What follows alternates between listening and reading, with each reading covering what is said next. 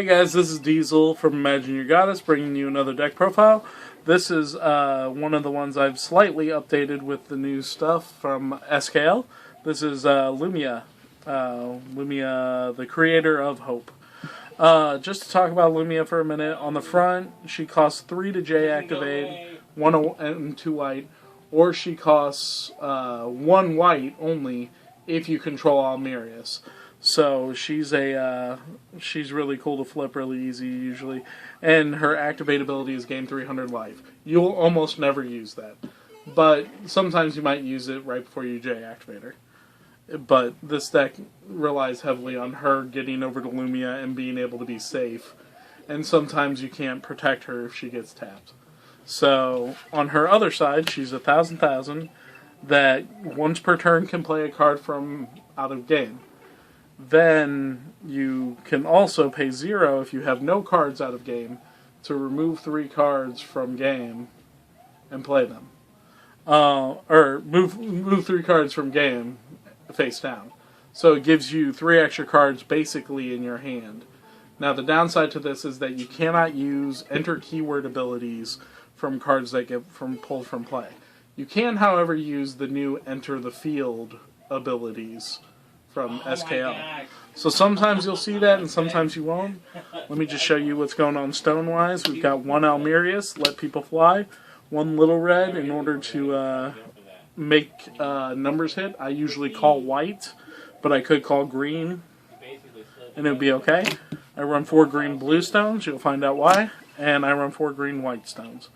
So the ratios on this deck usually lean toward white or green. And I really like the setup of the stones, but you'll see why when I show you the cards that are in it. So, to start with, I play Feast Sing.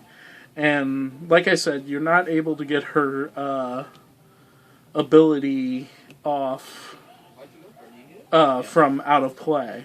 So if you pull her from out of play, you can't get the enter of negating damage. But she's still quick cast, so you can cast her on your opponent's turn, which means you can still get a blocker on the field, or you can get a mana generator on the field on your opponent's turn, so next turn you can use it. I like her a lot. Deck also runs Genghis Khan. Genghis Khan, when she enters the field, recovers a rested stone. Otherwise, she's just a 500/500 green monster, which is useful. She usually comes out and makes it so that I can play her and have mana up for a counterspell later. I think that she's incredibly useful, and she pairs off with Dream of Juliet really well. Just all around good card. Decent card. Then I run 4 copies of Pandora, the Princess of History, Cantor. I don't know why it says Shanter, but I'm pretty sure it's supposed to be Cantor. She's a 1 cost, but if you pay 3 white for her instead of 1, you get to search your deck for a copy of Grimm the Heroic King of Aspiration and put it into play. Grimm costs 2 white, so you're essentially paying her cost and Grimm cost together to make sure you get a Grimm on board. And that's always worthwhile. So I play 4 Grimm. You can also do her Awakening from out of play, and it will count. So you can get Grimm even if she had been removed from game. Grimm costs 2 white, is a 500/500, and he gives other light resonators you control +2/+2. So you can see why you'd want to get Pandora to get Grimm on the board. It gets you 2 creatures out for relatively cheap, and it turns her into a 5 immediately. It's decent.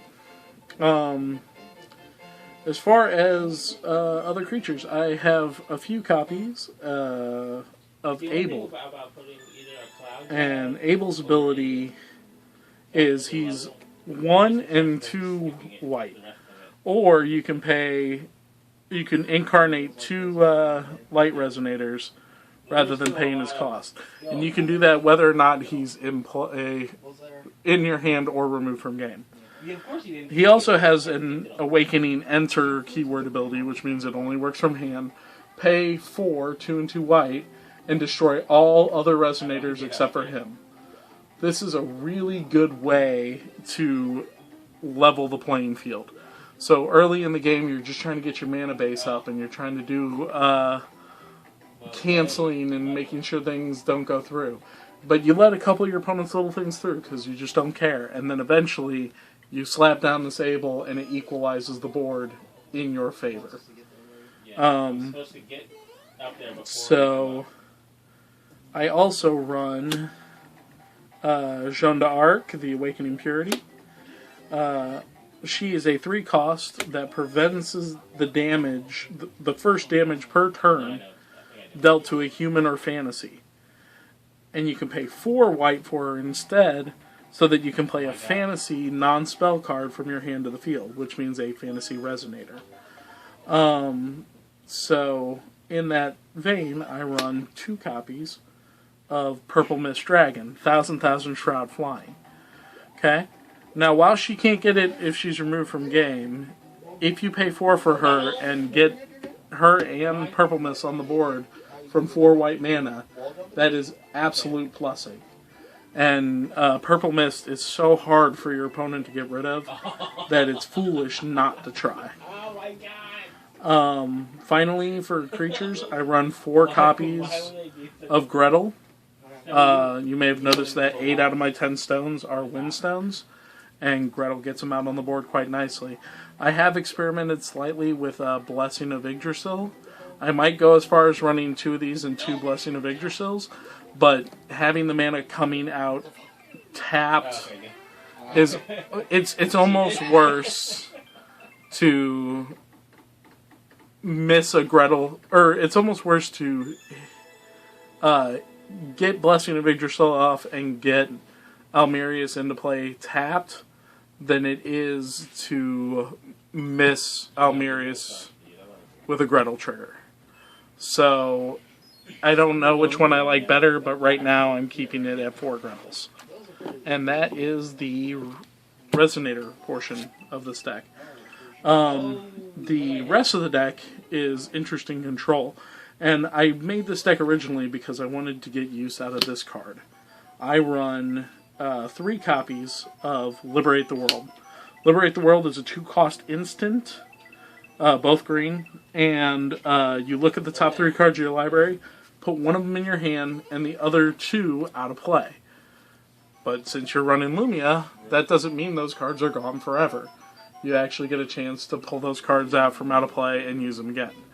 So Liberate the World functions more as a gain 3 cards in your hand situation. And the card that you always put in your hand are the ones with the enter keyword abilities that you want to use.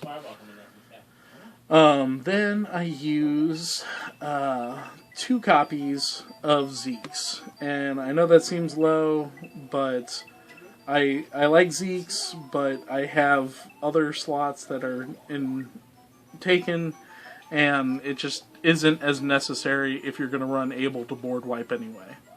Nothing's indestructible against Able, so you don't have to worry so much about canceling your opponent's spells. Summon spells.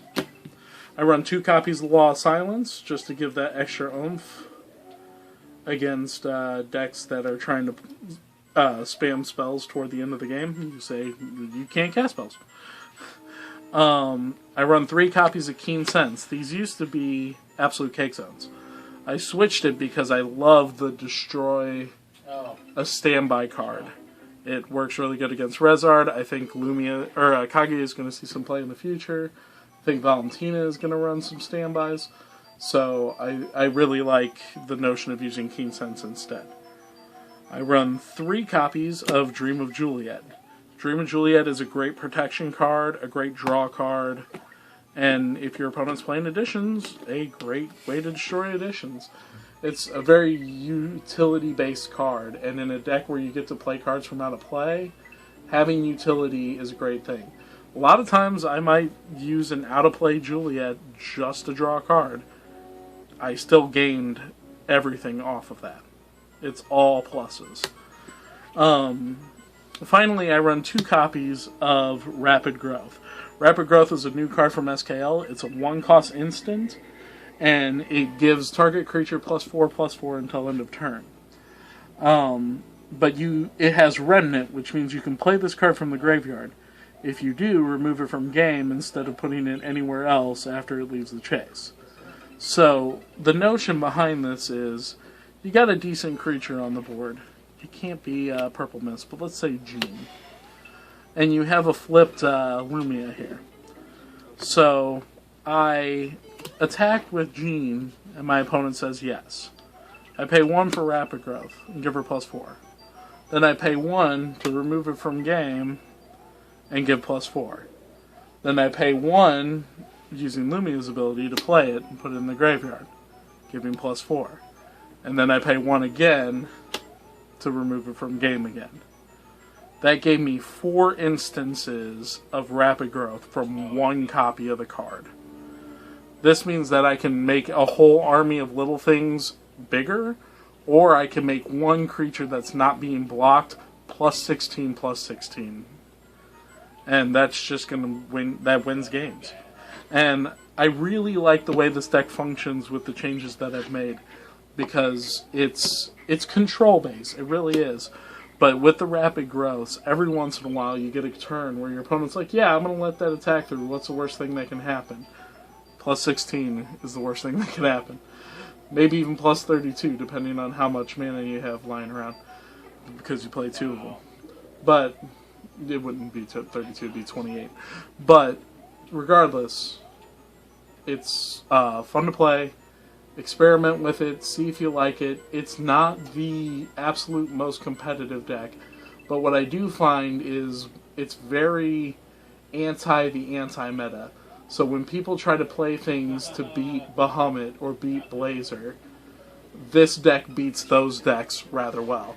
And it can still beat Baja. You know, sometimes you'll sideboard in a couple of Death Size or something like that, and you can play them from out of play, because that's the way this deck works. So it doesn't hurt to give it a shot that way. But either way, that's my deck. I hope you guys liked it. If you want to leave a comment, feel free to do so. But in the meantime, this is Diesel signing off.